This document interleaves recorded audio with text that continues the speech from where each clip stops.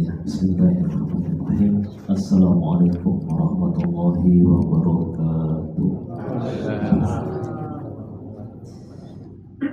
Alhamdulillah, wassalatu wassalamu ala rasulillah wa ala alihi wa ashabihi wa mawala, amma ba'd.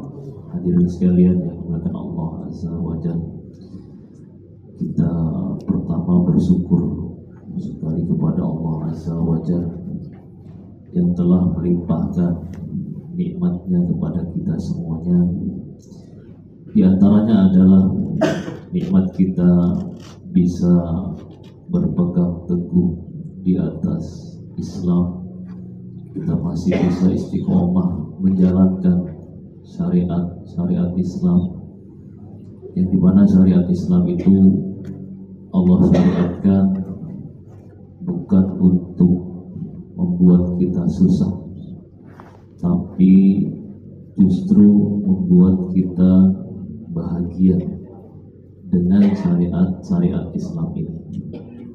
Semua yang Allah syariatkan tidak ada yang berat bagi kita, justru membuat kita bahagia. Ibadah apa yang paling sulit dari ibadah-ibadah yang ada? Apa yang rasanya paling sulit? Haji. Haji, ya rebutan, gitu ya, rebutan. Sistemnya Puasa kali ya, puasa lah, anggap puasa. Yang rasanya kok kayaknya berat. Tapi ternyata setelah dijalani 7 hari, berat apa sulit? Nah, ternyata biasa aja kan? Lapar. masih kerja, bisa kerja terus. Yang puasa juga jalan terus. Ya, alhamdulillah. Dan memang Allah katakan yuridullahu bikumul yusra wala yuridu bikumul usra. Allah inginkan kepada kalian itu kemudahan, bukan kesulitan. Puasa kalau sambil kerja terasa atau nggak terasa? Terasa gitu ya. Nah, kalau dinikmati insya Allah nggak terasa, waktu cepat sekali berlalu. Ternyata sekarang sudah hampir maghrib. Ya, cepat berlalu. Beda kalau misalnya puasa nganggur di rumah, apa rasanya? Agak lebih lama kan, sambil kerja puasa tidak terasa, dan alhamdulillah pahala terus mengalir. Kerjanya diniatkan ibadah, setiap detiknya kita dapat pahala yang besar di sisi Allah Azza wa Jalla. Nah, dari sini kita bisa lihat bahwasanya ternyata Allah memberikan syariat kepada kita itu bukan untuk membebani kita, justru untuk menjaga kita. Nah, ada sebuah hadis dari Nabi SAW, riwayat Al-Imam Ahmad dan Al-Imam At-Tirmidzi, dari sahabat yang mulia Abdullah bin Abbas. Insya Allah ini hadis sudah sering kita dengar, cuma ini bisa lebih untuk membantu kita lebih senang dengan ibadah kita. Yaitu nasihat dari Nabi SAW kepada sahabat yang mulia Abdullah bin Abbas. Ketika itu beliau masih muda, masih di bawah usia remaja, masih ghulam, masih disebut dengan ghulam, belum disebut syabab. Ya. Nah, ketika itu beliau sedang berboncengan kepada Nabi, ya ikut di belakang Nabi, naik sebuah hewan, seekor hewan kendaraan. Sambil di jalan Nabi ngobrol kepada Ibnu Abbas, memberikan nasihatnya wahai Ibnu Abbas, Nabi manggilnya ya gulam, ya wahai anak muda, inni u'allimuka kalimat, wahai anak muda, saya mau menyampaikan kepadamu beberapa kalimat. Inni u'allimuka kalimat, saya akan menyampaikan kepadamu beberapa kalimat, yaitu yang pertama, kata Nabi, ihfadillaha yahfadka, jagalah Allah, maka Allah akan menjagamu. Nah, perhatikan kalimat yang pertama ini. Kata Nabi, wahai Ibnu Abbas, jaga Allah, maka Allah akan menjagamu. Maksudnya jaga Allah itu apa? Ya bukan berarti Allah lemah kemudian disuruh dijaga, enggak. Maksudnya Allah punya syariat, Allah punya perintah, ya, punya larangan, tolong dijaga. Ya, dijaga, maksud dijaga itu bagaimana? Dilaksanakan perintahnya, dijauhi larangannya. Maka nanti balasannya Allah akan menjagamu. Dan ini nyata kita rasakan. Tadi ya sudah kita sebutkan tadi apa? Setiap syariat Islam mesti itu akan kembali manfaatnya kepada kita. Allah tidak inginkan membebani kita, tapi Allah inginkan kemudahan bagi kita dan manfaat yang besar bagi kita sebagai seorang hamba. Karena Allah tahu kebutuhan kita itu apa. Ya, selain makan, minum, ternyata manusia itu butuh diatur hidupnya. Ya, butuh dengan ibadah, butuh dengan syariat, diatur sedemikian rupa sehingga nanti kehidupannya terjaga, rapi, teratur. Bayangkan kalau kita hidup tanpa aturan Islam. Jadi apa? Ya, tanpa ada aturan, maka kehidupan kita akan hancur, akan seperti kehidupan hewan. Ya, kehidupan hewan itu baru lihat dari sisi syariatnya ya. Jadi kalau kita bisa menjaga syariat Islam, artinya menjalankan aturan Allah, maka nanti kehidupan kalian akan teratur dengan rapi, terjaga. Ini secara umum. Belum lagi setiap individunya, per orangnya, manfaatnya kembali kepada kita masing-masing. Sekarang contoh, mumpung lagi puasa, kita contohkan puasa, syariat puasa Ramadan. Apa manfaatnya? Apa cuma untuk tes lapar, ya, kuat-kuat lapar? Apa manfaatnya untuk kita? Apa kira-kira? Rasa nggak manfaatnya puasa? Nggak ada, nggak terasa. Terasa nggak? Nggak terasa. Apa yang terasa cuma aduh susah gitu ya. Nah, coba kita pandang dari sudut pandang yang lain, jangan yang laparnya. Ya, apa manfaatnya? Yaitu membentuk karakter kita, ya, membentuk sifat kita. Yang tadinya kita sifatnya kurang sabar, ya, dengan kita disuruh puasa selama 1 bulan, insya Allah sedikit-sedikit bisa sabar. Yang tadinya hanya mengikuti hawa nafsunya, hari-harinya pengennya makan aja, ya, setelah puasa ini kita benar-benar teratur makan, ya, teratur makannya, minumnya, semuanya diatur. Nah, kalau kita bisa lanjutkan keteraturan pola makan, pola tidur, pola ibadah, semuanya ini insya Allah akan menghasilkan manfaat yang besar untuk diri kita. Selain kita terbentuk sifatnya menjadi sifat yang baik, juga jasad kita dibentuk dengan jasad yang sehat, yang kuat. Ya, coba bayangkan sebelum kita puasa, gimana rasanya? Perut semakin besar, gitu ya. Coba kalau setahun nggak ada syariat Islam, syariat puasa, gimana rasanya? Yang makannya banyak terus, ya, justru akan menghasilkan banyak penyakit. Ya. Tapi ketika setahun sekali Allah wajibkan ini harus puasa, karena memang itu maslahatnya sangat besar untuk pembentukan karakter kita, sifat kita, akhlak kita, dan membuat diri kita ini menjadi lebih kuat, ya, lebih sehat. Ini nyata jelas, setahun sekali kita berpuasa.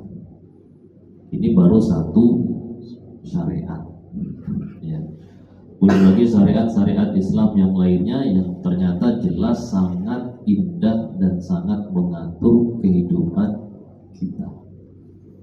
Makanya betul kata Nabi, kalau kamu wahai Ibnu Abbas menjaga syariat Allah, Allah akan menjagamu.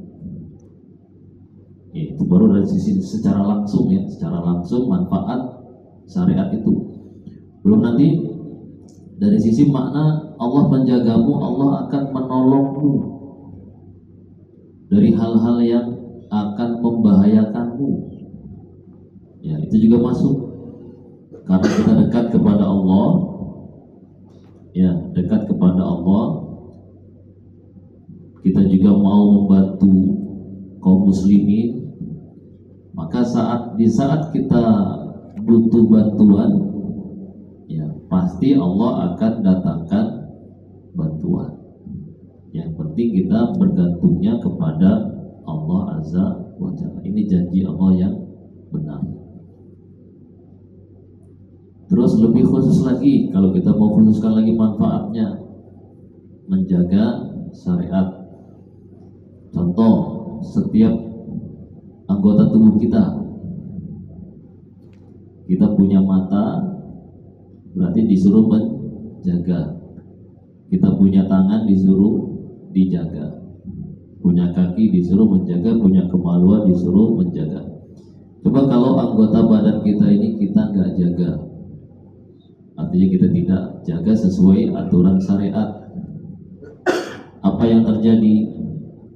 Akan rusak. Mata, contoh matanya, kalau matanya dilepas, kalau maksudnya dilepas, maksudnya pandangannya dilepas, ya, bukan matanya dilepas. Pandangan mata kita dilepas, apa yang mau kita lihat, tidak ada batasan larangannya, semua boleh dilihat, semua kita mau lihat. Apa yang terjadi? Mata akan rusak, ya. Dia nggak bisa lagi melihat mana yang benar, mana yang salah. Itu paling tidaknya, karena dia semua katakan ini boleh, ya. Lihat istrinya boleh, lihat orang lain boleh, semua dilihat, ya. Itu paling tidaknya dia nggak bisa melihat mana yang benar, mana yang salah. Terus juga yang parahnya lagi, dia nggak bisa melihat kecantikan istrinya. Nyata nggak ini? Padahal istrinya cantik, tapi karena pandangan matanya terlalu bebas melihat yang lebih cantik, gitu ya, jadi istrinya terasa kurang cantik, ya, karena matanya dilepas. Ini berarti matanya sudah rusak, kan? Sudah rusak, ya, sudah nggak bisa, sudah minus. Melihat istrinya yang cantik itu sudah nggak bisa lihat, tapi lihat orang lain yang sebenarnya mungkin ya kurang cantik kalau diperhatikan, tapi dia lebih suka lihat istri orang lain, ya. Nah, Ini satu contoh aja. Ya. Belum lagi memang kerusakan beneran, kerusakan mata beneran. Ya, yang terlalu sering lihat layar TV, layar HP, layar gadget yang isinya nggak benar, ya, maka bisa jadi Allah rusak matanya untuk menjaga dia, ya, untuk biar tidak lanjut di dalam terjerumus ke dalam kemaksiatan itu. Itu salah satu contoh, ya. Dan ini sebenarnya nyata juga, ya. Ada dikisahkan, kisah nyata dulu saya dikisahkan oleh guru kami di Yaman itu, pernah dia cerita dia punya murid, ya orang dekat lah sama dia bilang, Syekh, saya biasa lihat yang nggak karuan itu sih. Terus akhirnya mata saya rusak, ya, mata saya rusak. Nah, maka berarti dari situ jelas, ya, artinya kalau kita menjaga syariat Allah, kita juga akan dijaga kesehatan kita, ya, dijaga kesehatan kita. Ya, oh kalau saya doyan itu, tapi kok mata saya masih sehat, nah itu tambah bahaya. Tambah bahaya. Kenapa? Karena tidak ada peringatan secara langsung kepada kita. Sampai mati masih doyan, tambah parah. Ya, tapi kalau sudah kita dikasih peringatan, ya, alhamdulillah masih ada kesempatan untuk bertaubat. Ya. Yang masih banyak lagi contoh-contoh ketika kita menjaga syariat Islam, maka Allah akan menjaga kita. Terus selanjutnya, kemudian kata Nabi, ihfadillaha tajidhu tujahaka. Jagalah Allah, maka engkau akan mendapati Allah ada di hadapanmu. Allah akan ada di hadapanmu, maksudnya Allah akan menolongmu. Allah akan, ya, kembali lagi kepada Allah akan menjagamu, memperhatikanmu, menyayangimu, ya, dan seterusnya. Ya, hampir sama maknanya dengan yang pertama tadi. Yang penting kita mau menjaga syariat Islam. Nah, kemudian kata Nabi, wa idza sa'alta fas'alillah. Kalau kamu minta kepada Allah, kalau kamu minta, maka mintalah kepada Allah. Nah, dilatih Ibnu Abbas sejak kecil, wahai Ibnu Abbas, kalau kamu mau minta, biasakan minta kepada Allah. Ya, biasakan minta kepada Allah. Nah, ini melatih tauhid sejak dini. Ya, kita juga sama, kita kalau minta apapun, minta saja kepada Allah. Walaupun perkara yang kecil, walaupun itu urusan dunia yang kecil, minta saja kepada Allah, karena Allah yang akan memudahkannya. Ya, nggak ada beras di rumah, minta, biasakan minta. Ya, Allah, saya mau makan, ya, nggak ada beras di rumah, mudahkanlah datangnya beras itu kepada saya. Biasakan minta gitu. Ya, anak minta sandal, minta baju, ya, biasakan kita minta, ya Allah, ya, mudahkanlah untuk membeli ini. Walaupun kita punya uang, ya, walaupun kita punya uang, tapi biasakan kita minta, ya, bersandar kepada Allah Azza wa Jalla. Ya, apalagi itu juga dilihat anak, ya, lihat anakku, bapak kalau mau sesuatu mintanya sama Allah. Ya, berarti saya juga nanti kalau mau sesuatu mintanya sama Allah. Dilatih seperti itu. Baik. Kemudian wa idza sta'anta fasta'in billah. Kata Kata Nabi, kalau kamu minta tolong maka minta tolonglah kepada Allah. Nah ini juga biasakan dalam hal yang terkecil pun kita biasakan mintanya sama Allah aja. Ya, jangan biasakan minta tolong kepada orang, walaupun itu masalah yang kecil. Apalagi itu yang bisa kita kerjakan sendiri. Yang bisa kita kerjakan sendiri, maka sebaiknya kita kerjakan sendiri. Kecuali yang memang tidak bisa, boleh kita saling ta'awun, ya, boleh kita saling tolong menolong untuk kebaikan. Nah, selagi itu bisa, contoh misalnya cuma untuk ngambil sendal contohnya, atau cuma untuk ngambil air minum, atau ngambil sesuatu yang jatuh, ya, yang kita bisa ambil sendiri, ambil, ya, tidak usah minta tolong orang lain. Nah, selagi kita bisa usahakan sendiri, maka sebaiknya kita usahakan sendiri, jangan minta sama orang lain. Ya, begitu juga masalah makan, contoh makan. Ya. Ini jangan biasakan kita minta kepada orang lain, apalagi kita masih punya. Ya, kita punya makanan, ya, kita punya makan sendiri. Ya, jangan biasakan minta. Ya, kita mintanya kepada Allah Azza wa Jalla. Masya Allah, ya, nasihat dari Nabi kepada Ibnu Abbas. Sejak kecil beliau sudah dibiasakan untuk bergantungnya kepada Allah. Ya. Jadi kalau bapaknya meninggal, sudah gak bingung. Ya, anak kalau sudah dibiasakan seperti itu, ya, bapaknya meninggal, dia sudah gak bingung. Istri dibiasakan seperti itu, suaminya meninggal, dia gak bingung. Ya, karena sudah biasa, tenang. Ya, tenang bersama Allah Azza wa Jalla. Nah, kita juga sama. Ya, kita mungkin dulu kecilnya nggak terlatih, ya, sekarang. Ya, apa-apa semuanya minta kepada Allah. Minta saja. Ya. Baik.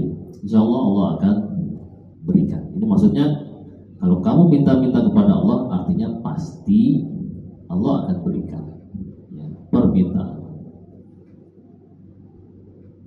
Baik. Kemudian kata Nabi, wa'lam annal ummata law ijtama'u ala an yanfa'uka lam yanfa'uka illa bi syai'in qad katabahu Allahu laka. Kemudian kata Nabi, wahai Abbas, ketahuilah, seandainya orang-orang ini kumpul semua untuk ngasih manfaat kepadamu, maka mereka tidak bisa memberikan manfaat kepadamu kecuali dengan sesuatu yang sudah Allah takdirkan. Ya. Kalau memang sudah ditakdirkan, bisa. Sebaliknya, kata Nabi, walau ijtama'u ala ayyadurruka lam yadurruka illa bi syai' qad katabahu Allahu 'alaika. Seandainya kalau mereka mau memberikanmu bahaya, mereka gak akan bisa kecuali dengan sesuatu yang sudah Allah takdirkan. Nah, ini juga lebih kuat lagi masalah tauhidnya.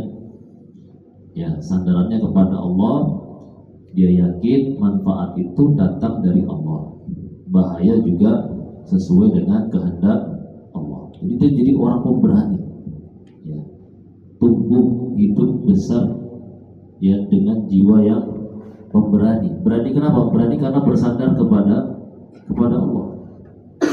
Ya, tidak takut menghadapi masalah, tidak takut menghadapi hidup. Ada kan orang itu yang bingung, ya, hidupnya, aduh, kenapa saya diciptakan kayak gini, susah hidup saya. Ya, karena dia kurang punya keyakinan.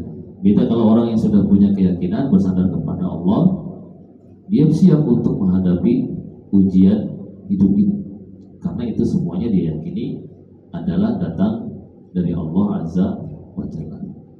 Ya, jadi dia nggak bersandar sama orang, juga nggak takut sama orang. Ya, bersandarnya hanya kepada Allah Azza wa Jalla. Dan inilah yang namanya bentuk tauhid.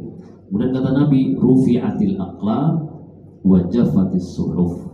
Pena-pena sudah diangkat, artinya pena takdir, penulisan takdir itu sudah selesai, semuanya sudah ditentukan, ya, dan lembaran-lembaran sudah kering, artinya semua takdir sudah ditentukan, tinggal kita menjalaninya, mengikuti takdirnya Allah Azza wa Jalla. Tapi ingat, kita diberi kehendak. Ya, manusia diberikan kehendak, maka kita harus juga punya upaya. Ya, kata Nabi, kalian tetap harus berusaha, kalian harus tetap beramal, jangan pasrah. Ya, kalau pasrah ya berarti itu juga adalah takdir. Ya, kalau kita inginkan kebaikan, maka kejar itu kebaikan. Kalau memang ditakdirkan dapat, alhamdulillah. Kalau tidak, ya sudah, itulah takdirnya kita. Dan kembali lagi kepada inti poinnya yang di atas, nasihat Nabi SAW, bahwasanya kalau kita menjaga syariat Islam, itu mesti kita akan dijaga Allah. Ini selaras dengan ayat. Ingat ya ayatnya?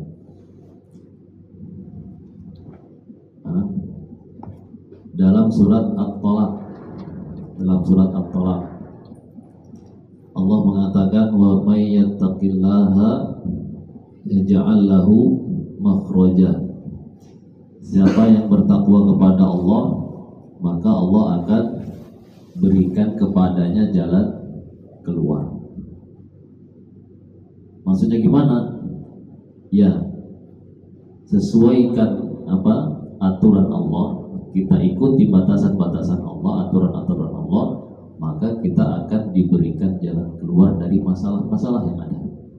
Contoh, ini sebagai pembahasan terakhir kita ya. Contoh, karena ini di surat At-Tolak, maka kita contohkan masalah talak. Sudah pernah? Ada yang pernah talak? Gak ada. Ya, contoh. Misalnya kita lagi ada masalah sama istri, rasanya ingin menceraikannya. Ini namanya masalah. Ya. Maka kita lihat aturan Allah di dalam mentalak. Jangan sembarang kita talak. Ya. Kalau kita ikuti aturan Allah di dalam mentalak, nanti akan ada jalan keluar. Tapi kalau kita sembarangan, ya nggak kelihatan jalan keluarnya. Jalan keluarnya apa? Jalan keluarnya yaitu nggak jadi talak. Ya, kalau kita ngikuti aturan Allah di dalam mentalak, insya Allah akan ada jalan keluar dari masalah yang membuat kita ingin menceraikan istri. Ya, gimana caranya? Kata Allah dalam surat At-Tolak. Siapa yang hafal surat At-Tolak? Ya ayuhan nabiyyu idza talaqtumun nisa fataliquhunna liiddatihinna. Ya, wahai Nabi, kalau kalian ingin mentalak istri kalian, maka talaklah di waktunya yang tepat. Jangan sembarang mentalak pas lagi marah langsung talak, gak lihat kondisinya. Disebutkan ahli tafsir bahwasanya waktu yang tepat untuk mentalak itu kapan? Satu, di masa suci sebelum digauli. Ini harus dipahami kita semua yang para laki-laki. Ya, di masa suci sebelum digauli, jangan di masa haid. Lihat istrinya, kalau mau mentalak tanya dulu, kamu haid nggak? Ya, kalau masih haid, enggak, jadi nanti dulu. Tunggu sampai suci, kamu suci, nanti baru ditalak. Ya. Terus yang kedua, atau dia sudah jelas hamil. Ya, sudah jelas hamil. Terus yang ketiga, dengan 1 kali talak. Jangan langsung talak 3. Gak boleh. Ya. Jadi kalau marah sama istrinya langsung, oh kamu saya cerai, talak 3, udah sana, ya langsung putus kita. Nah, talaknya ada 3 tahapan. Talak 1 dulu, 1 kali talak. Ya. Coba perhatikan ini, kenapa ditentukan waktunya, nggak boleh sembarangan mentalak. Nah kalau kita ikuti ini, kan marahnya misalnya pas lagi haid. Ya biasa kan istri yang lagi haid itu biasa nyebelin ya, nyebelin. Nah kalau lagi sebel sama istri pas lagi haid, tunggu sampai suci. Kenapa? Biasanya kita ketika istri sudah suci, apa? Biasanya apa? Sudah mau dekat-dekat lagi sama istrinya. Ya. Artinya sudah sadar ada kebutuhan kepada istri, ya. Sudah sadar akan harganya istri. Mudah-mudahan dengan itu gak jadi talak, ya. Terus yang kedua, kalau di masa hamil, nah kalau pas hamil, jelas hamil, ya. Kenapa di situ? Ya itu karena supaya kita gak jadi talak melihat istri yang sedang hamil, muncul rasa apa? Rasa sayang kepadanya, kepada istrinya, kepada anaknya, ya nggak jadi talak. Loh kenapa talaknya cuma 1 saja, nggak langsung 3? Iya, biar nanti kalaupun jadi talak masih punya kesempatan untuk rujuk. Karena kan kita mesti akan punya rasa menyesal. Memang marah ketika itu, tapi beberapa saat kemudian akan muncul rasa penyesalan. Indah kan? Jadi kalau kita punya masalah kemudian mengikuti aturan Allah, nanti akan ada makhrajnya, jalan keluarnya. Terus lagi ditambah lagi ayat berikutnya, itu kata Allah, la tukhrijuhunna min buyutihinna. Jangan kalian usir mereka dari rumah-rumah mereka itu. Jadi kalau pas talak, ya kalaupun jatuh talak sudah, jangan disuruh pergi istrinya. Istri masih berhak ada di rumah itu. Jangan suruh keluar, nggak boleh. Kalau suruh keluar berarti kita nggak sesuai aturan Allah. Ikuti aturannya, biarkan istri itu berada di rumah itu sampai masa iddahnya selesai. Berapa bulan? Bisa 3 bulan, bisa 3 kali haid, bisa sampai melahirkan sesuai kondisi istrinya. Lama kan? Lumayan. Terus ngapain sama istri di masa tenggang itu? Ya terserah. Apa istrinya harus berjilbab depan suaminya? Enggak. Buka-bukaan juga gak apa-apa. Ya, kenapa? Statusnya karena masih istri, belum lepas. Ya.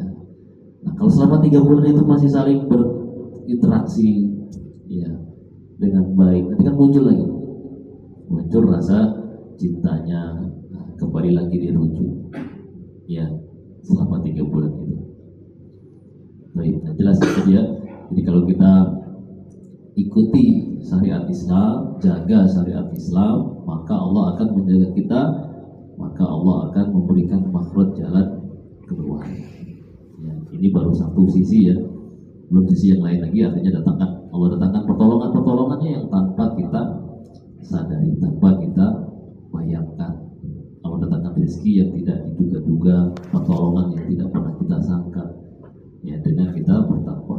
Maka dengan puasa ini insya Allah puasa akan membuat kita semakin bertakwa. Apa ayatnya? Nah, maksud ya ayatnya ya, kutiba alaikumusiyam kama kutiba alal ladzina min qablikum la'allakum tattaqun. Intinya puasa akan membuat kita semakin bertakwa kepada Allah SWT. Jadi mungkin sebelum ditutup, mungkin ada yang mau ditanya? Nggak ada.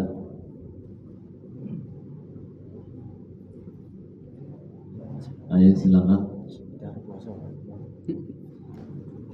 Tadi udah lemes kayaknya ya. Jam 4. Masih ada waktu? Cukup insya Allah ya. Cukup. Udah capek, udah capek kerja ya. Insya Allah sudah cukup.